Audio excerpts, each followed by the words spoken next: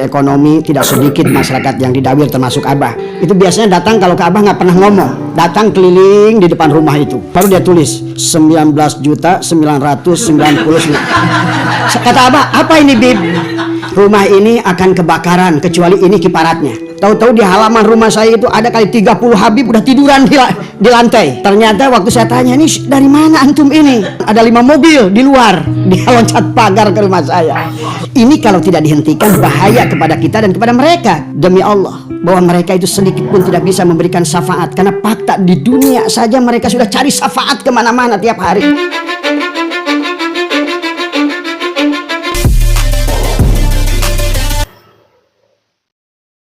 Itulah Abah Setu, Ketua PWILS wilayah Jawa Barat, saudara-saudaraku.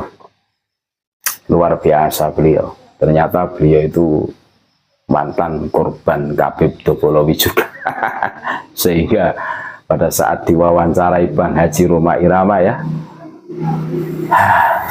beliau menceritakan, membuka rahasia yang selama ini terpendam rapat-rapat karena husnudzon kepada Khabib Dobolowi, karena takut kualat, takut tidak mendapatkan syafaat, mungkin seperti itu dulu itu. Alhamdulillah sangat mencerahkan dan mencerdaskan.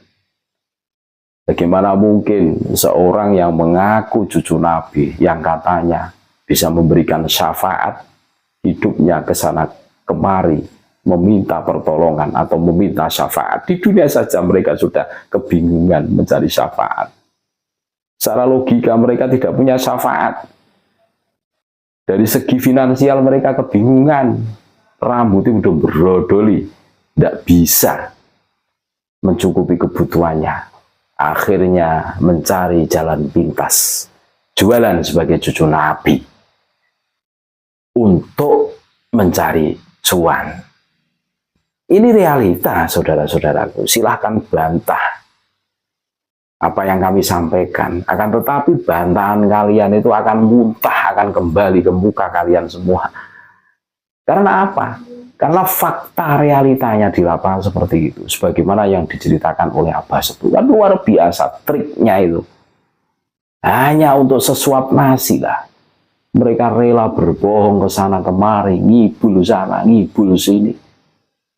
Bahkan mereka tidak segan-segannya membawa bendera mengatasnamakan cucu Nabi. Ini sangat berbahaya, saudara-saudaraku. Banyak kerusakan yang terjadi di muka bumi ini gara-gara perilaku mereka. Bukan hanya umat yang dirusakkan, tetapi mereka juga rusak.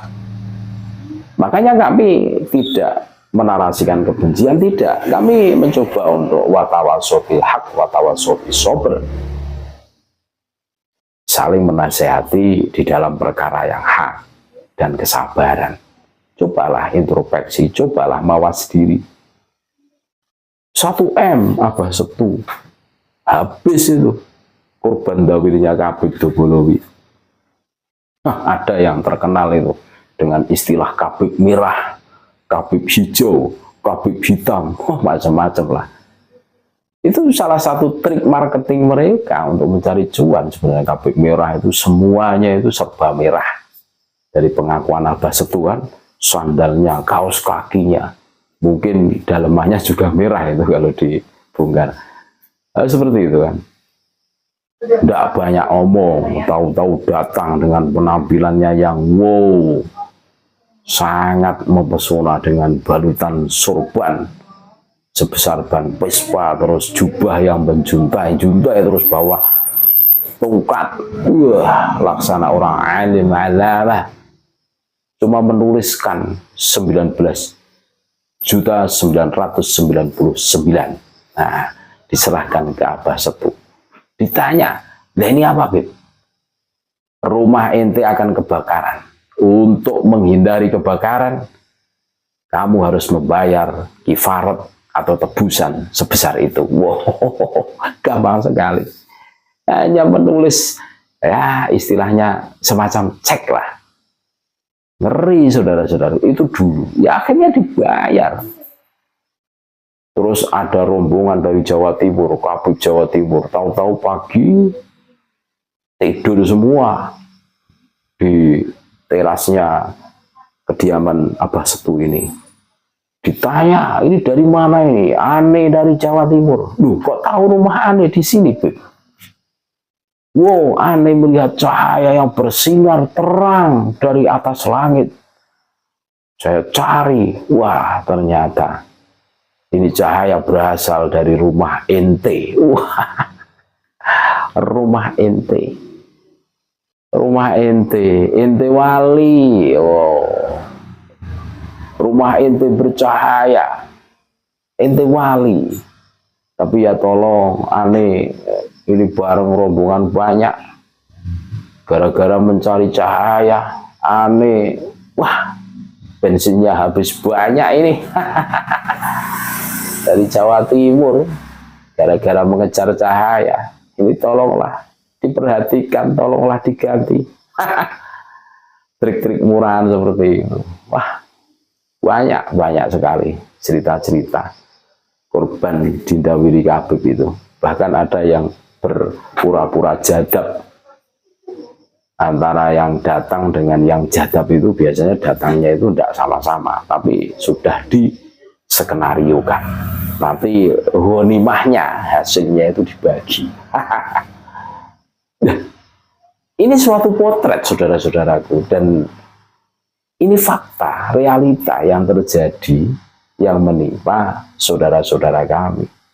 Dari pengakuan-pengakuan Abah Setu ini kita bisa memberikan penilaian, kan, betapa bahayanya mereka itu.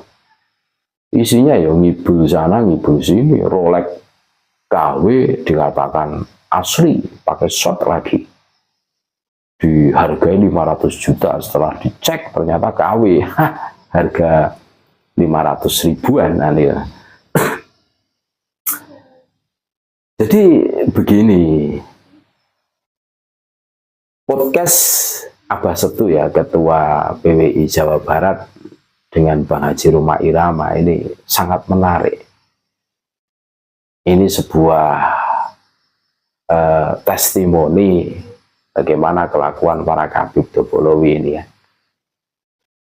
Ya kalau berbicara oknum itu kan 1-2 lah. Nah ini hampir rata-rata Kabib itu seperti itu. Dan kami yakin ketuanya itu tahu perilaku-perilaku menyimpang mereka.